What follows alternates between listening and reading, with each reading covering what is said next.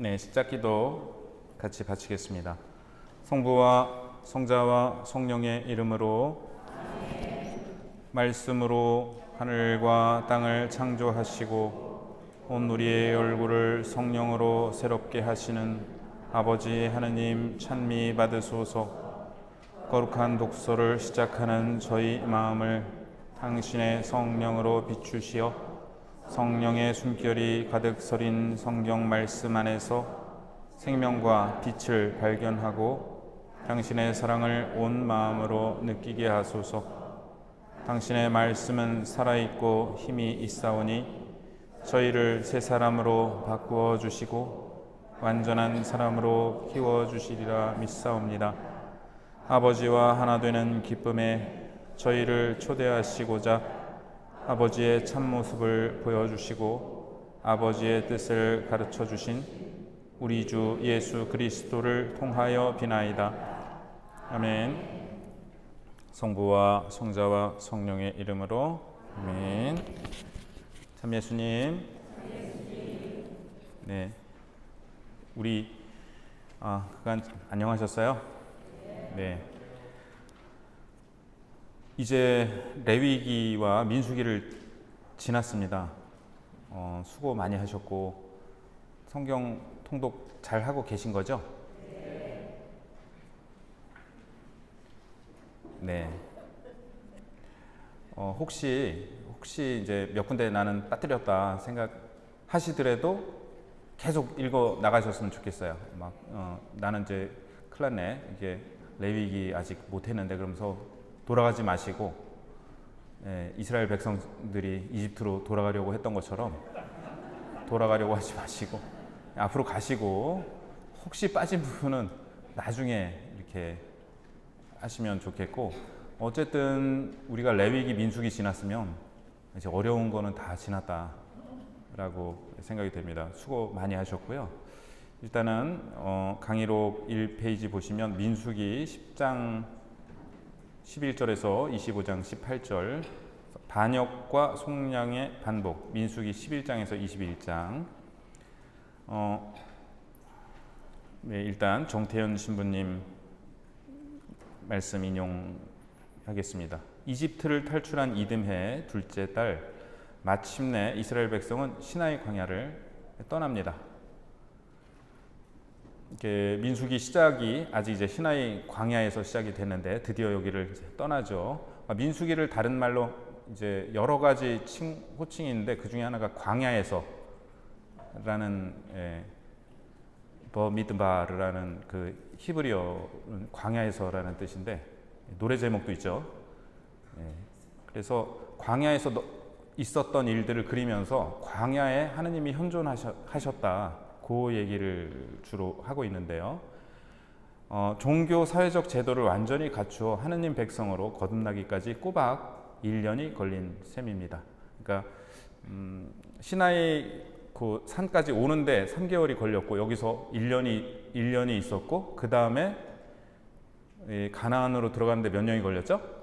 40년이 걸렸습니다. 사실 그렇게 먼 거리가 아닌데 어쨌든 준비가 1년이 걸렸고, 이스라엘이 한낮에 이동할 때는 하느님의 현존을 가리키는 구름이 한낮의 떼약볕에서 백성을 보호해 주었습니다. 시나이 광야를 여행하는 동안 이스라엘은 내내 하느님과 모세에게 불평을 늘어놓거나 반역하였습니다. 이 불평과 반역은 이집트에서 빠져나와 시나이 산에 이르는 동안에도 일어났습니다. 그러나 그때와 지금은 상황이 다릅니다. 그때는 시나이 계약을 정식으로 체결하기 전이었기 때문에 하느님께서 사정을 보아주셨지만 지금은 시나이 계약을 체결한 이후인데다 그동안 주님의 위대한 능력과 성실한 돌보심을 충분히 체득한 터라 더 이상 백성의 불평과 반역에 관용을 베풀지 않고 엄하게 다스리십니다. 안속은 수녀님 표현을 빌자면 탈출기에서 시나이산으로 올 때까지는 예비자였고 시나이산에서 계약을 맺고 세례를 받고 이제 신자가 됐는데 아직도 그러면 어떡하냐라고 말씀을 하시던데 적절한 비유인 것 같습니다. 안속은 수녀님의 구약 종주라는 그 유튜브에 보면은 그렇게 강의를 하신 게 있는데 굉장히 핵심적인 내용을 잘 요약해서 말씀을 해주고 계십니다. 탈출기와 민수기의 공통점을 에리히 챙어라는 성경학자가 공통점을 나열을 했는데요. 그러니까 굉장히 비슷해요. 탈출기와 민수기가. 그래서 이제 에리히 챙어는 레위기를 중심에 두고 탈출기와 민수기가 대칭을 이룬다 이렇게 봤고, 제가 지난번에 나눠드린 밀그롬이라는 학자는 탈출기에 있는 시나이 계약을 정점에 놓고 딱 이렇게 대칭으로 봤습니다. 어쨌든 탈출기와 민수기가 대칭이 되고 있는데, 탈출기는 이집트에서 시나이를 가면서 이제 광야를 거치고, 민수기는 시나이에서 광야를 거쳐서 모압으로 가고 있고요. 둘 다 파스카가 나오고 만나와의 메추라기도 나오고 바위에서 물이 나오는 장면, 그다음 직권자들 임명하는 장면. 우상 숭배가 탈출기에서는 금송아지였고 민수기에서는 바알이 나옵니다. 외부의 위협은 탈출기에서는 이집트인과 아말렉인들이고요. 민수기에서는 모압과 미디아인들. 미디아인들이라니까 굉장히 매스미디어도 요즘에 외부의 위협이. 내부의 위협은 불평과 우상 숭배 똑같고요. 그 다음에 유랑에 관한 6차례 언급. 유랑이라고 번역하면 좀 안 될 것 같은데, 유랑은 아닌 것 같은데, 어쨌든 계속해서 이동을 하면서 그들은 어디를 떠나 어디에 진을 쳤다. 이게 6번씩 나옵니다. 민수기 13장에서 14장 보시면 가나안 정찰, 파란 광야에서 각 지파에서 한 사람씩 보내어 가나안 땅을 정찰했는데, 칼렙과 여호수아를 제외하고는 10명이 부정적으로 평가했죠. 나쁜 소문을 퍼뜨렸습니다. 고딕체로 된 거 같이 읽어보실까요?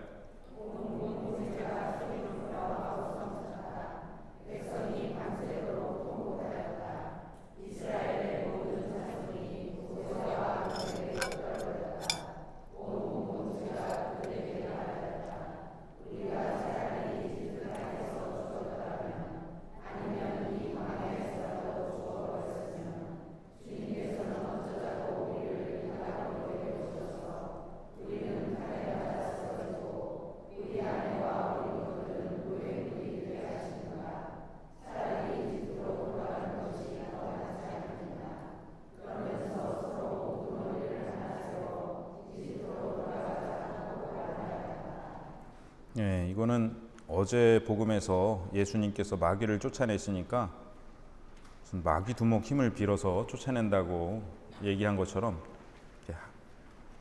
할 말이 있고 안 할 말이 있는데, 지금 이게 우리가 차라리 이집트 땅에서 죽었더라면, 아니면 이 광야에서라도 죽어버렸으면, 일단은 하느님께서 이제 생명의 하느님이신데 굉장히 하느님을 모독하는 말이고, 그리고 계속해서 모세오경에 등장하는 것은 하느님께서 이스라엘 백성을 선택하셔서 이집트에서 데려오셨다는 건데, 거기서 죽었더라면 어떻게 이런 얘기를 할 수 있는가. 그러면서 우두머리를 하나 세워 이집트로 돌아가자. 잘 받아주겠네, 이집트 돌아가면은. 근데 지금 성경이 얘기하고 있는 거는 우리란 얘기죠. 이게 우리가 그렇다라는 얘기이고요. 그래서 이쪽을 보시면 이것은 이스라엘을 이집트 땅에서 끌어내어 조상들에게 약속하신 땅으로 데려가시겠다는 하느님의 계획 자체를 불신하는 것이고, 그렇죠? 어떤 하느님의 어떤 한두 가지 뭐가 아니라 계획 자체를 불신하는 것이고, 결국 이스라엘이 금송아지를 만들었을 때와 마찬가지로 그 세대 전체를 치시겠다고 하나님께서는 결정하십니다. 그러니까 이제 모세가 탈출기 34장에서 계시되었던 하느님 이름대로 분노에 더디시고 자애가 충만한 모습을 보여주시기를 간청하면서 이제 벌이 완화되지만, 이집트에서 나온 그 세대는 칼렙과 여호수아만을 제외하고는 그 땅으로 들어가지 못하게 됩니다. 그 옆에는 제가 다른 책에서 본 말을 인용했는데요.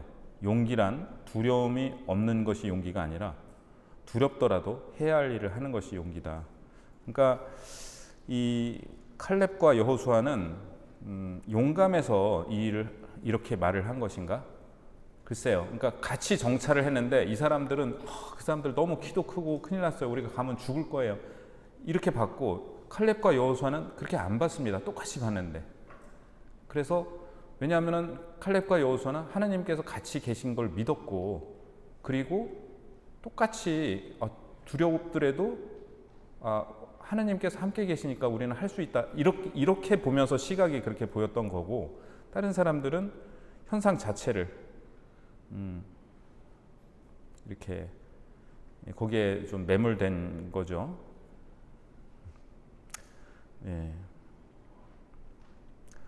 광야의 의미를 보시면 이스라엘이 광야에 머물렀던 시기는 이중적 의미를 지니는데요. 한편으로 달리 의지할 것이 아무것도 없었던 광야 시절은 이스라엘이 오직 하느님만을 믿고 걸어갔던 시대입니다.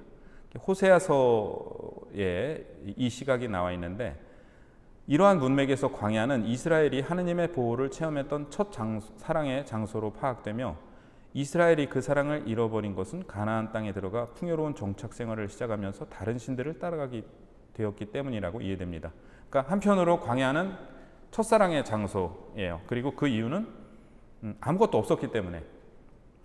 그러나 다른 한편으로 당장 실제적으로 삶에 필요한 모든 것들이 부족한 광야에서 이스라엘은 계속해서 하느님을 신뢰하지 못하고 그분께 불평합니다. 민수기에서 보여주는 광야의 여정은 주로 이러한 시각을 반영한다고 말할 수 있습니다. 14장에서 결국 하느님께서 그 세대 전체를 벌하시어 가나안 땅에 들어가지 못하게 하신다는 것은 이 세대에 대한 부정적인 판단입니다. 예언자들 중에서 특히 에제키엘은 그 시대 이스라엘 역사를 반역의 역사로 규정합니다.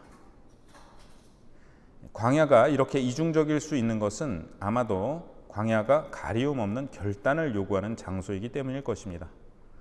그 결단은 이집트에서 나오던 때 단 한 번의 결단으로 끝나는 것이 아니기에 시나이 광야의 가르침은 하느님 백성에게 항구한 교훈이 됩니다. 특히 믿지 못하고 반항하던 세대가 결국 약속의 땅에 들어가지 못하고 모두 광야에서 죽어야 했다는 것은 후대에게 중요한 경고가 됩니다. 안소근 수녀님 강의록에서 인용했고요. 내 삶의 광야는 언제였을까요? 내 삶에서 어느 시기를 광야라고 부를 만한 그런 시기가 있으신가요? 많아요? 네. 제가 오늘 그 아버지 신부님께서 좀 다치셔서 지금 병원에 다녀왔는데, 그래서 신부님 건강 위해서 기도해 주시면 감사하겠습니다. 그러면서 제가 이제 그런 생각이 들었어요. 우리 삶의 광야는 주로 병원인 것 같아요. 그러니까 수술 받아보셨어요? 수술을 받으면 광야가 뭔지 이렇게 체험을 하실, 아마 거기서 많은 체험을 하셨으리라고 생각이 듭니다. 저는 이 신학생 때 무릎을 다쳐서 다리 수술을 했는데요. 수술 처음 이렇게 할 때 제가 그렇게 수술을 해야 될 거라고는 짐작도 못 했는데, 어쨌든 수술을 할 때 이렇게 수술실 들어가 갖고 마취제를 이렇게 투여하면서 숨을 크게 2번 들이쉬세요. 그래 갖고 제가 2번 크게 들이쉬다가 이렇게 정신을 잃었어요. 그런데 제가 어떻게 생각했냐면은 이렇게 그런 기도를 했는데, 예수님께서 메스를 들고 저를 수술해 주신다, 이렇게 상상을 하면서 이렇게 수술을 받았습니다. 그 일어나면서 이렇게 깨면서 그때 막 무의식 중에서 말이 나온다고 그러죠. 얼마 전에 몇 년 전에 돌아가신 장영식 신부님은 그런 무의식 상태에서 계속 기도합시다, 막 그럼 미사하시고 계속 또 이렇게 기도하시고 막 주님의 기도 계속 바치시고 그러셨다는 거예요. 그래서 많은 신부들이 그거를 보고 우리도 무의식 중에 저런 거 나와야 되는데, 기도를 해야 되는데 실수하면 어떡하나, 평상시에 좀 우리 무의식이 정화되도록 기도를 더 열심히 해야겠다, 그런 생각했는데, 저는 그때 깨면서 이제 그랬다고 그래요. 엄마 미안해요, 엄마 미안해요, 그랬다고. 그 어머니가 이제 오셨는데, 그러니까 이렇게 부모님 건강에 낳아주셨는데 제가 이렇게 잘못해서 다쳤다고 그랬다고 그러더라고요. 그러고 물리치료를 열심히 했습니다. 그러고 한 6개월이 지났나? 근데 물리치료하면서 그 얘기하면 또 굉장히 길어지는데 다음에 기회가 있으면 말씀드리고, 굉장히 너무나 아팠어요. 네. 그 깁스를 한 달간 했다가 무릎을 꺾는데 정말 무릎을 거꾸로 꺾는 그런 느낌이었습니다. 그래가지고 제가 그때 막 얼마나 소리를 질렀는지, 왜냐하면 이제 의사 선생님하고 인턴 2분하고 들어와서 3분이 강제로 이렇게 꺾었는데, 제가 동물의 왕국에서나 보던 그런 울음소리가 제 입에서 나오더라고요. 그리고 정신을 차려보니까 그 층에 있던 모든 환자가 제 병실 앞에 모여 있었어요. 그러면서 어떤 할머니가 이렇게 막 그 소리 지르는 게 들렸어요. 내가 적골 안 당하려고 하루에 3시간씩 물리치료한 이요 하면서, 그래갖고 제가 그 의사 선생님 보고 죽여달라 그랬어요. 너무 아파갖고. 그랬더니 죽이긴 왜 죽이냐고 그러면서 저보고 신부 될 사람이라 다르대요. 그래서 제가 뭐가 다르냐 그랬더니 그 무릎 꺾는데 욕 안 하는 사람 처음 봤대요. 제가 욕하려고 그랬거든요. 네, 마지막까지 그거는, 네. 그런데 그리고 이제 물리치료를 계속 했는데 6개월 뒤에 이렇게 검사를 하다가 수술을 다시 해야 된다는, 그러니까 지난번에 연골이 들꾸매졌대요. 빼매져. 그래서 새로, 그러니까 뭐냐 하면 지금 물리치료하고 다리 꺾은 게 아무 소용이 없는 거예요. 처음부터 다시. 그래서 제가 그때 그 병원에서 그 얘기를 듣고 신학교로 돌아와서 그때 신학생 때 그 성가를 밤새 들었어요. 누구나 자신의 십자가를 제일 크다고 여기듯이 나 또한 짊어진 십자가가 너무나 무거웠기에 뭐 이렇게 듣고 뭐 그랬는데, 제가 그때 병원에서 그런 체험을 했는데요. 그러니까 저는 제가 신학교를 간 게 하느님께서 기뻐하시기 때문일 거라고. 그러니까 왜 신학교에 왔어? 그렇게 물어보면은 하느님이 원하시기 때문에. 그래서 하느님이 제가 사제가 되기를 원하시고 저는 조금 희생한다 그런, 네. 그러니까 제가 되고 싶은지 안 되고 싶은지 모르겠지만 하느님이 원하시기 때문에 나는 이렇게 간다. 그래서 막 예레미야서 보면은 굉장히 많이 공감을 하고 막 본인은 예언자 안 하겠다 그러는데 하느님께서 막 억지로 시키고. 그런데 제가 그때 수술을 받고 병원에서 그 경당에 가서 기도를 하다가 처음으로 하느님 저 신부 되게 해주세요 하고 기도를 했어요. 처음으로. 안 믿기시겠지만. 그리고 제가 깜짝 놀랐어요. 사실은 내가 되고 싶은 거구나. 그래서 제가 작년에 대림특강 2번째 시간에 그 의식적 동기와 무의식적인 동기에 대해서 말씀을 드렸는데, 제 마음 안에 있는 무의식적인 동기는 제가 사제가 되고 싶은 거고, 의식적인 동기는 하느님께서 원하시니까 된다. 두 가지 동기가 다 있었던 거예요. 근데 그러면서 제가 신학생으로 열심히 잘 살아왔다고 나름 생각하고 있었는데 그 병원에서 다 무너졌습니다. 그러니까 그때 4학년 때부터 강론을 했는데, 초등부, 중고등부 강론을 했는데 중고등부 강론을 하면은 좀 아이들이 되게 좋아했어요. 그러다 보니까 그 다음 강론 준비를 하는데 말씀을 묵상해서 나오는 게 아니라 그 다음에 무슨 얘기를 할까 하고 생각하고 그걸 이제 말씀이랑 연결을 시키고, 그 다음에 성체 분배를 할 때도 그 첫날 성체 분배한 첫날 제가 손을 몇 번을 씻었나 몰라요. 이렇게 제가 너무나 황송해서. 근데 제가 성체 분배를 하면서 수단 자락을 딱 걷고서 이렇게 올라가는 제 포즈에 신경을 쓰고 있는 거를 제가 발견했습니다. 그래서 제가 말씀과 성체를 위해 봉사하는 줄 알았는데 내가 거룩하고 멋있는 사제가 되기 위해서 말씀과 성체를 이용하고 있었구나. 하느님께 이용되는 삶이 아니라 내가 하느님을 이용하고 있었구나. 내가 훌륭한 사제가 되기 위해서. 그거를 깨닫고 제가 밤에 얼마나 이렇게 하나님께 죄송해서 울었나 모릅니다. 통곡이 나왔어요. 그래서 한 20분 정도 병실에서 통곡을 했는데, 그랬는데 마침 옆 침대에 아무도 없어가지고 좀 그렇게 또 이렇게 제가 울고 그런 게 별로 이렇게 다른 사람이 그거를 보지를 못했는데요. 그래서 제가 그때 내가 이거를 깨닫기 위해서 다쳤구나. 하느님의 도구가 되는 사제가 되는가, 아니면 내가 좋은 사제가 되려고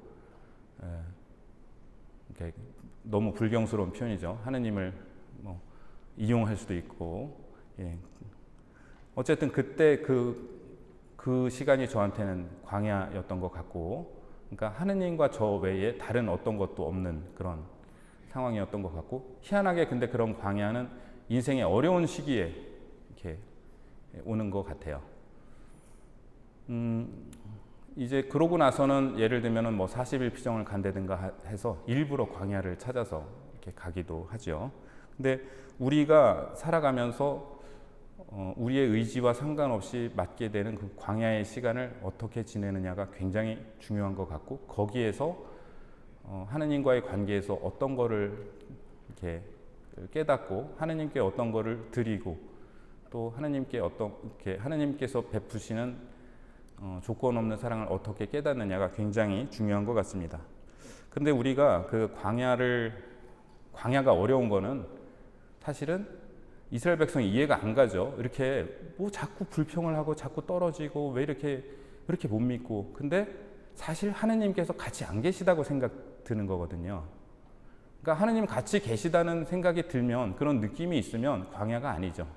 그런데 그런 느낌이 없기 때문에 그게 그렇게 어려운 거고, 그런 느낌이 없는데도 불구하고 그걸 믿는가, 그렇지 않은가가 굉장히 그 광야를 어떻게 건너느냐. 그러니까 아까 얘기한 그 정찰대에서 이 여호수아와 그 갈렙과 다른 정찰대의 차이가 거기에 있지 않나 하는 생각이 듭니다. 자, 그런데 지금 이것은 이미 바빌론이 멸망한 다음 이스라엘이 팔레스티나 땅으로 돌아오던 시기를 배경으로 합니다. 그러한 역사적 맥락에서 이집트는 바빌론을, 이집트 탈출은 유배의 끝을, 광야의 여정은 약속된 땅으로 돌아오는 귀환을 상징하는 것입니다. 다른 말로 하면 이 본문은 유배지에 살고 있던 이스라엘에게 땅을 주시기로 한 하나님의 약속을 믿고 그 하나님을 의지하며 바빌론을 떠나 하나님께서 약속하신 땅으로 돌아와야 한다고 촉구하는 역할을 했던 것입니다.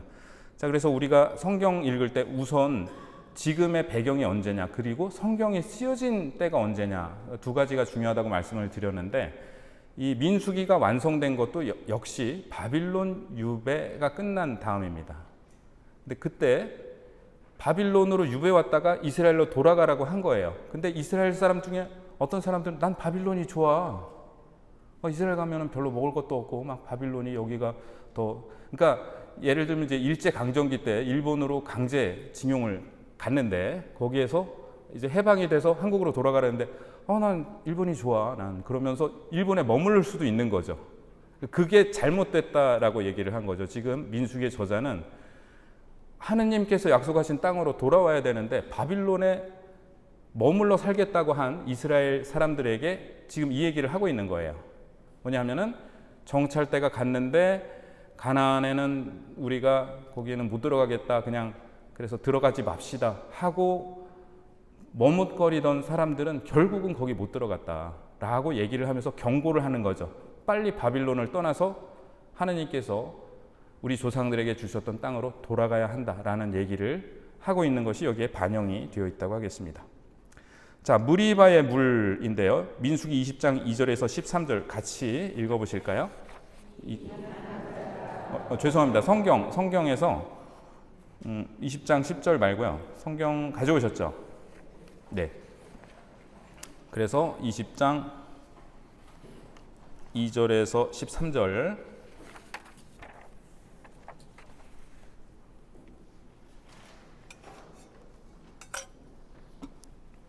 네, 피셨어요? 네.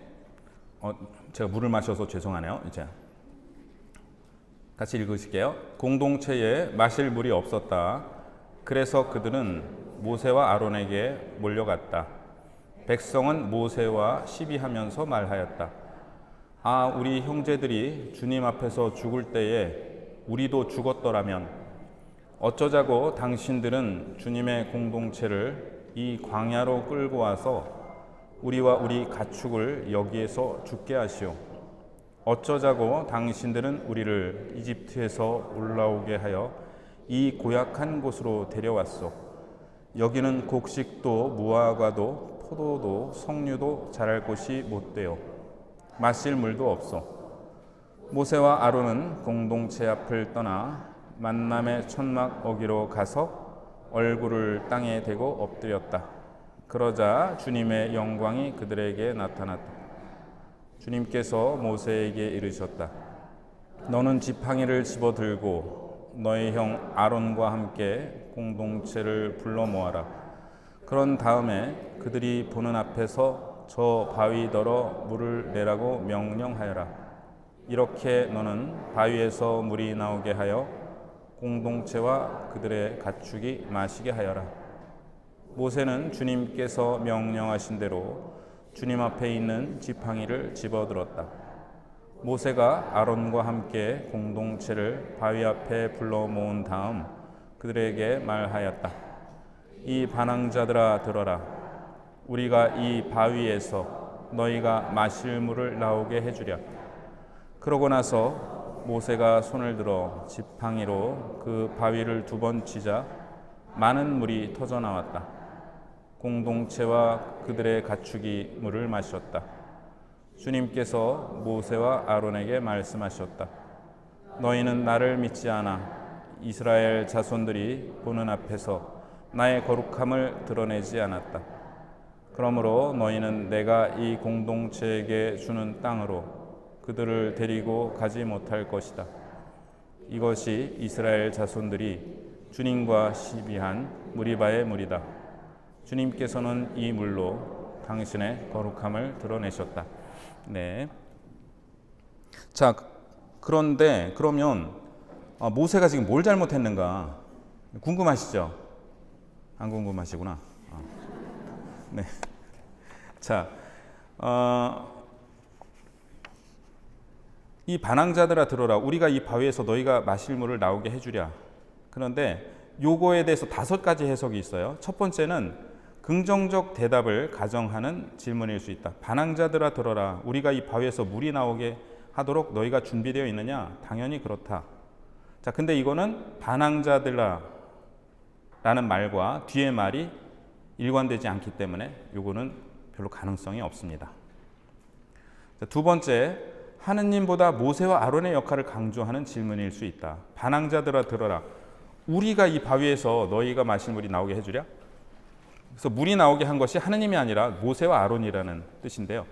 이 두 번째가 가장 가능성이 높은 가설입니다. 세 번째는 이스라엘 백성을 향한 직접적 질문으로서 반항자 들어라. 우리가 정말로 이 바위에서 너희가 마실 물을 나오게 해주랴. 너희가 메추라기를 청했을 때 전염병이 함께 온 것이 기억나지 않느냐. 그러니까 너희서 물 지금 나오면 니네 이거랑 같이 뭐가 나올 줄 알고 그래. 이렇게 물어봤다는 거죠. 네 번째는 모세와 아론도 그렇고 하느님도 물이 나오게 할 능력이 없으시다. 그래서 우리가 이 바위에서 물이 나오게 할 수 있다고 믿느냐? 그거 불가능하다라는 얘기고, 다섯 번째, 물이 나오게 할 수 있지만 그러고 싶지 않다. 그래서 이것은 백성의 요구에 응답하지 않는 하나님의 모습이 됩니다. 그래서 이 5가지 중에 1번은 가능성이 적고 2번에서 5번은 모세와 아론의 불신앙을 나타내요. 그래서 두 번째는 하느님이 아니라 자신들의 힘으로 그 기적을 한다는 뜻이고, 세 번째는 하느님을 나쁘게 그리고 있고, 네 번째는 하느님께서 그걸 하실 수 없다고 얘기를 하는 셈이고, 다섯 번째는 백성의 고통에 무관심하다.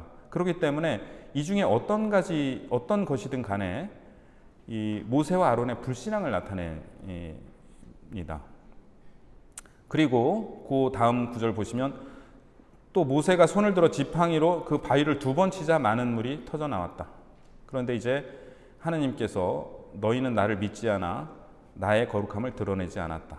그래서 너희는 그 땅으로 그들을 데리고 가지 못할 것이다. 그래서 모세가 바위를 두 번 친 것이 모세의 불신앙을 나타낸다는 해석도 있습니다. 왜냐하면 하느님께서 두 번 치라고 말씀하신 게 아닌데 모세가 못 믿어서 두 번 친 게 아니냐 이렇게 해석을 한 거죠. 그런데 모세와 아론이 약속의 땅에 들어가지 못할 정도로 잘못한 것이 과연 무엇이었는지는 분명하지 않습니다. 이는 성경 해석의 역사에서 가장 큰 수수께끼 중 하나이고 여러 학설이 제시되었지만 일치된 의견은 없습니다. 다만 앞에 그 말씀드린 것처럼 어떻게 해석을 하든 간에 이거는 조금 모세와 아론의 불신앙을 드러낸 것이다.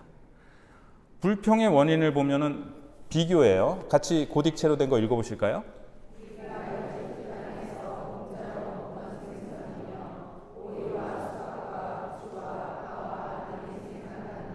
네, 그 과연 공짜였을까? 그렇게 피라미드 쌓으면서 그렇게 죽을 고생을 하면서 해놓고는 공짜로 먹었다고 착각하는 거죠. 그 다음 구절이요.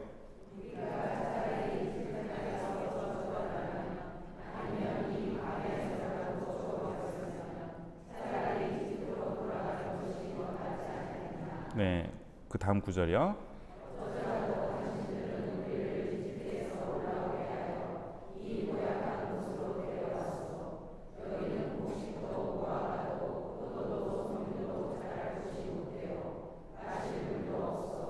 네, 그 다음 구절이요.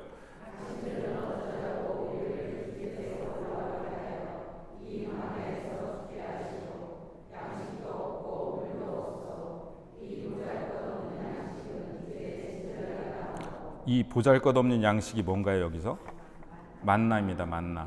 만나를 처음 봤을 때 너무너무 감동해갖고 이게 도대체 뭐냐, 그게 이제 만나가 그 뜻이잖아요. 그 하느님의 선물로 그렇게 막 극찬을 해놓고 이 보잘것없는 양식은 이제 진저리가 나오고, 이게 참 너무 아픔이고, 창세기에서 아담이 하와를 처음 만났을 때 드디어 나왔구나, 내 살에서 나온 살이요 내 뼈에서 나온 뼈로다, 지 아버에게서 나왔으니 지엄이라고 부르리라, 남자에서 나왔으니 여자가 부르리라. 그래놓고 당신께서 저와 함께 살라고 짝져 주신 저 여자가 하고 굉장히 그렇게 하와 탓을 하잖아요. 그런 것처럼 이 만나들 처음에는 그렇게 만나게 먹더니 이제 와가지고는 이 보잘것없는 양식이라고. 근데 참 안타까운.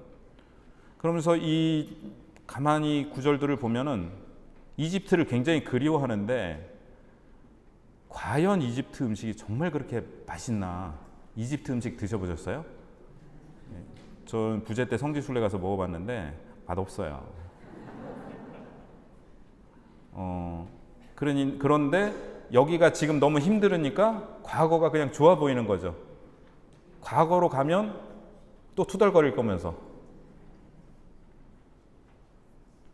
착각하고 있는. 제가 옛날에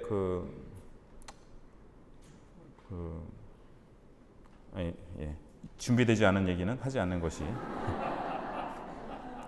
과거를 생각해 보면 후회될 때가 있어요. 그렇죠? 내가 옛날로 돌아가면은 그렇게 안 할 것 같은 일이 있어요. 많죠? 네. 많은데 그럼 내가 돌아갔어요. 그거 안 하실 것 같으세요? 제 생각에는 제 생각에는 그래요. 돌아가도 그 일을 아마 할 것이다. 왜냐하면 그때는 그게 최선인 줄 알았으니까. 지금은 그걸 까먹고 있는 거예요. 그런 조건들을 까먹고 그렇게 생각하는 거지. 제가 말씀드리려는 게 뭐냐면은 전에 이제 캐나다에서 노트북이 막 조금 뭔가 바이러스도 먹고 그래서 보니까 시스템 복원인가 옛날로 돌아가는 기능이 있더라고요. 이거 신기하다. 그래서 제가 설정을 해갖고 마치 타임머신을 탄 것 같은 느낌으로 딱 그거를 되돌렸어요. 그랬더니 엄청나게 많은 좋은 것들이 지워지고 엄청나게 많은 싫은 것들이 생겨났어요. 그래서 맞다. 이때는 참 이게 있었지. 이런 게 있어서 되게 이렇게 나름대로 업데이트를 하고 했던 건데 그런 게 또 없어진 거예요. 그거를 보면서 제가 과거로 돌아가서 가면은 이 일을 안 할 텐데 라고 생각했던 게 정말 그거를 안 할 것인지, 그때는 나름대로 그게 최선이니까 그렇게 선택했는데 또 내가 그 조건에서는 또 그렇게 선택하지 않을 것인가 이렇게 생각이 드는데, 지금 이집트를 그리워하는 거는 굉장히 그런 거다. 우리가 과거에 대해서 그냥 착각하고 그때가 그냥 더 좋았다라고 생각하지만 막상 그리로 돌아가면은 맨날 피라미드 쌓느라고 막 떼약볕에 고생하고서는 그거 먹고 있는 게 공짜도 아닌데 그거 뭐 좋다라고 얘기를 하는지. 제가 아까 그 수술 얘기 말씀드렸는데, 재수술할 때는 마취할 때 예수님이 수술해 주신다는 생각을 하지 않았어요. 왜냐하면 그건 사실이 아니니까. 그리고 막 깨는데 그 병원의 봉사자 분께서 학사님 수술 잘 됐대요 그러길래 제가 그 사람들 지난번에도 그렇게 얘기했거든요. 그러면서 깼어요. 그랬더니 그렇게 말씀하시면 안 돼요 그러는데, 제가 진짜 일어나서 정말 죄송한데 뺨을 때리고 싶었어요.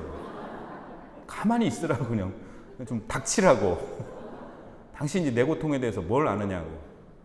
근데 그 고통에 대해서 어떤 책을 보면 50대에 어떤 추기경님이 돌아가시면서 이렇게 말씀을 하시는데, 고통에 대해서 사제들 보고 침묵하라고. 고통에 대해서 나도 좋은 강론 많이 했지만 우리는 고통이 뭔지도 모른다. 그래서 그걸 얘기하는 거다. 그래서 첫 번째는 침묵하고 공감하는 게 그게 우선이다라고 생각을 드는데, 너무 섣부르게 막 위로하고 그러려다가 또 폭력적으로 그게 위로가 변질되는 거는 바로 욥기에 이렇게 나오는데요. 네, 어쨌든 조금 그게 저한테는 좀 뭔가가 조금 이렇게 현실을 자각하는 조금 하나의 사건이 되었던 것 같습니다. 자, 이방 예언자 발람의 축복, 민수기 22장에서 25장. 야훼 하느님께서 이스라엘의 주님이신 한 아무도 이 백성과 맞설 수 없다는 진리를 증언합니다. 그분은 한 번 하신 약속을 결코 철회하시지 않습니다. 그분의 말씀은 거룩하고 신실하며 틀림이 없습니다.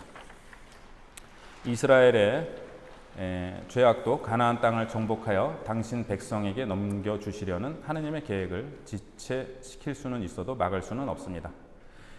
이스라엘이 모압 광야에서 진을 치자, 그러니까 모압은 바로 요르단강의 오른쪽에, 왼쪽이 가나안이고 오른쪽이 모압이에요. 근데 모압인들이 두 가지 음모를 꾸미는데, 첫째, 모압 임금 발락은 발라암을 시켜 이스라엘을 저주하라고 부탁합니다. 하지만 발라암이 입을 열자 그의 입에서는 이스라엘에게 복을 빌어주는 말이 튀어나옵니다.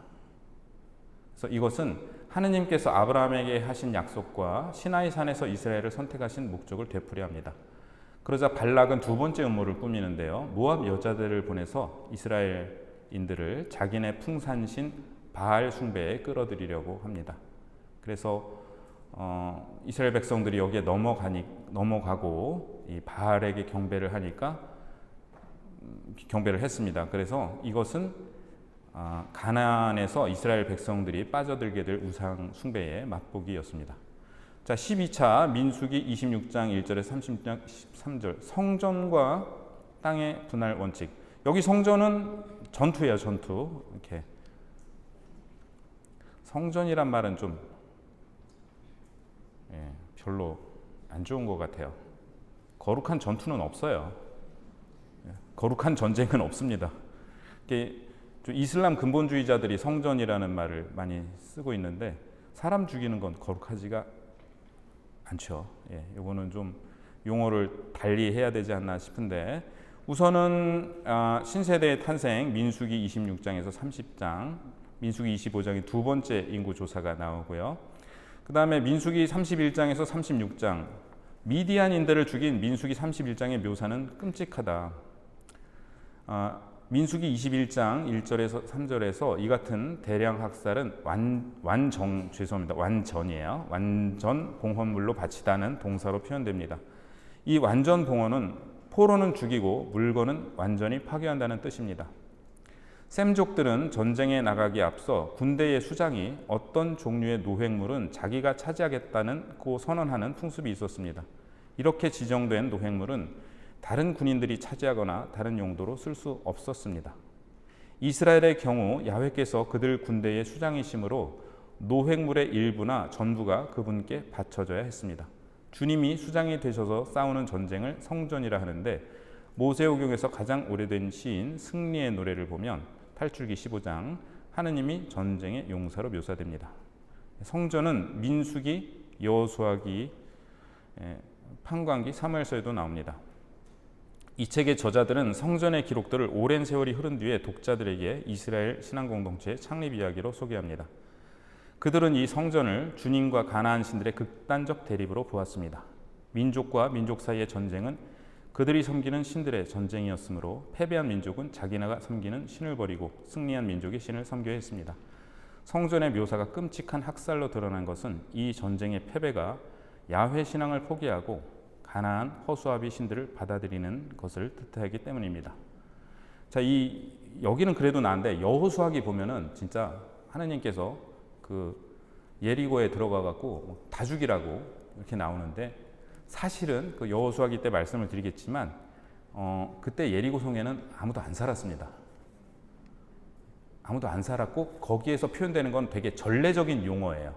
그러니까 하느님께 완전히 바쳐야 된다라는 거를 이렇게 얘기를 한 거고 지금 과연 이것도 굉장히 역사성에 대해서 조금 우리가 다시 생각을 해봐야 되는데요. 그러니까 조금 이게 약간 전례 때에 하느님께 완전히 봉헌하는 거를 이렇게 표현했을 가능성이 있고 그 다음에 이렇게 구약 성경 읽어보면 막 다른 민족은 다 죽여버리라고 또 너무 이렇게 잔인하지 않은가. 근데 이렇게 생각을 해볼 수 있어요. 여러분 만약에 외계인이 지구를 침공해 왔어요. 외계인이 지구를 침공했어요. 그래서 우리가 하나님께 기도를 합니다. 어떻게 기도하시겠어요? 하나님 저 외계인에게도 자비를 베풀어 주십시오. 비록 우리와 다르지만 이렇게 기도하지 않겠죠? 저 외계인들은 악의 무리고 저 없애버려야 되고 저 외계인들이 우리를 침공하면 우리는 하느님을 못 섬기고 저 외계인들의 신을 섬겨야 될지도 모릅니다. 하느님 저 외계인들을 없애주십시오. 그렇게 기도하지 않겠어요? 야훼를 믿는 이스라엘 백성한테는 그랬습니다. 이 민족은 외계인 개념이었어요. 당시. 왜냐하면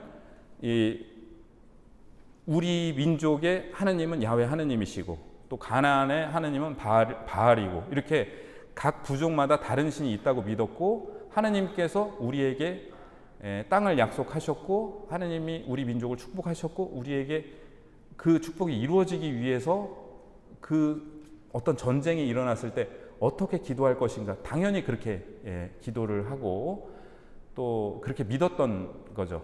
문제는 그게 조금 완전히 전쟁 때 그러니까 그런 사고 방식이 가능했던 이유를 제가 말씀을 드린 거고 실제로 전쟁 때 그렇게 수행했다라는 거는 다시 좀 따져봐야 될 문제입니다. 성전의 개념은 예언서에서 점점 퇴색하는데요. 전쟁은 하느님의 뜻을 구현하는 방법이 아니기 때문입니다. 오히려 이스라엘의 평화를 만들어 나가고 온전한 믿음을 갖는 것이 그분의 뜻입니다. 결국 성전의 개념은 역사적 실제 상황을 반영한다기보다 이스라엘 민족을 가나안의 우상 숭배에서 보호하고 그들에게 하느님께 대한 철저한 믿음과 순종을 요구하기 위한 표상이라고 할 수 있습니다.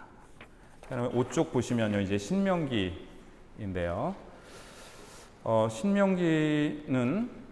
신명기가 쓰여진 시기는 기원전 7세기 이스라엘이 독립된 왕국으로서 서아시아의 치열한 패권 다툼에서 어렵게 생존을 이어가던 때입니다.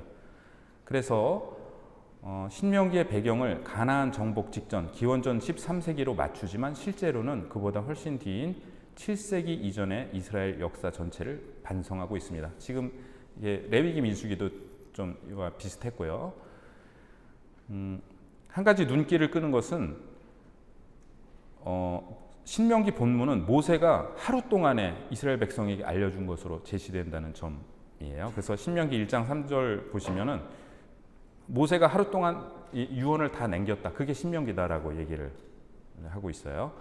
그래서 신명기는 모세오경의 끝맺음이 되고 또 신명기의 역사서라고 불리는 여호수아기, 판관기, 사무엘기, 열왕기의 기초가 됩니다. 신명기의 역사서는 한마디로 표현하면 하나님께 충실하면 복을 받고 하나님께 충실하지 않으면 벌을 받는다. 딱 역사관이 이렇게 정립이 되어 있어요. 신명기 1장에서 11장 율법의 근본 정신, 그래서 1장에서 3장 보시면 신명기 첫째 부분에는 모세가 신세대에게 한 2개의 설교가 나옵니다. 한번 읽어보시고요. 그 다음에 1장 1절 보시면 이것은 모세가 요르단 건너편 아라바에 있는 광야에서 온 이스라엘에게 한 말이다. 그죠? 이 성경을 쓴 사람이 요르단 서쪽에 있는 거예요. 요르단강 서쪽. 그러니까 쓸 때 요르단강 건너편 이렇게 썼죠.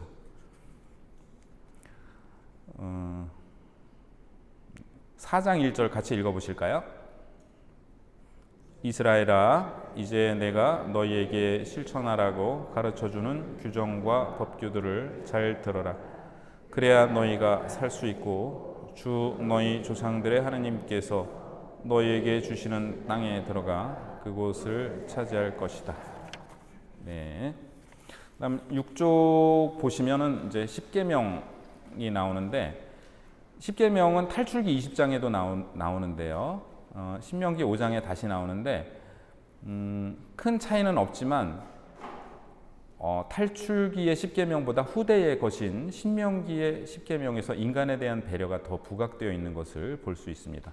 안식일을 지켜야 하는 이유에 대해서 탈출기는 하느님께서 창조 때 이렛날을 쉬시며 그날을 성화하셨기 때문이고, 신명기에 따르면 이집트 땅에서 종살이하던 이스라엘을 하느님께서 이끌어내셨기 때문입니다.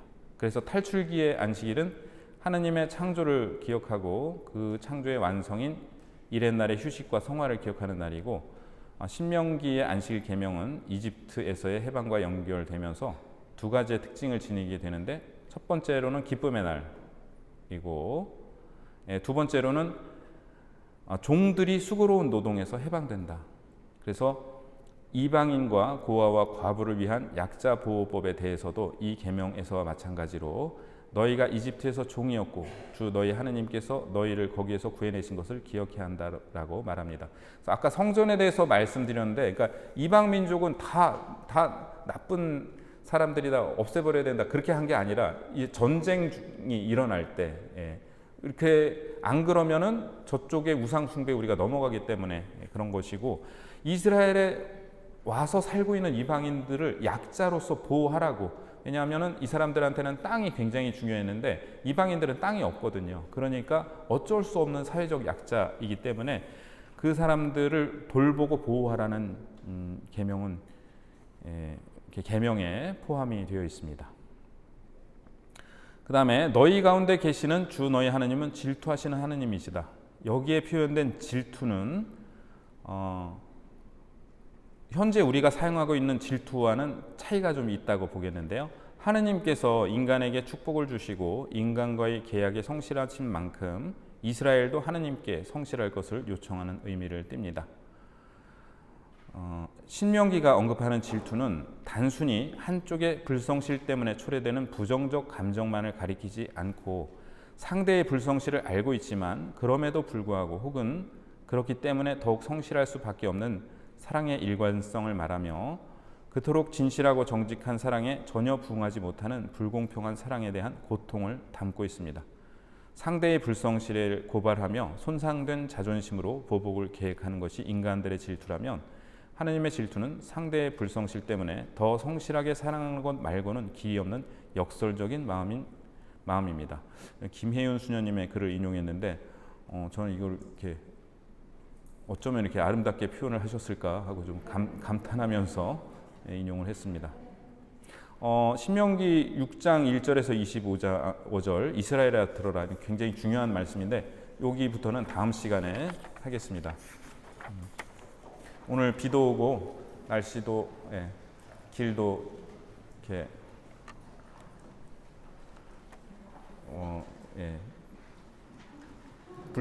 길도 불편하고 여러 가지 어려우셨을 텐데 오시느라 고생 많으셨고요. 또 지금 장마 때문에 피해 입고 있는 많은 분들, 고통 중에 계신 분들 기억하면서 기도드리고 또 우리가 도울 수 있는 방법을 또 함께 생각해 봐야겠습니다. 오늘 함께 해주셔서 진심으로 감사드립니다.